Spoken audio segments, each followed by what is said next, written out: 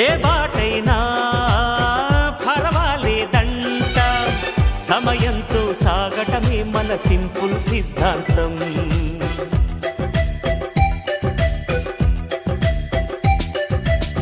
చిరుగాలికి పరిమళమిచ్చే సిరిమల్లెల వనమై ఉందాం, గగనాన్ని నేలను కలిపే హరివిల్లుల బంతెన అవుదాం.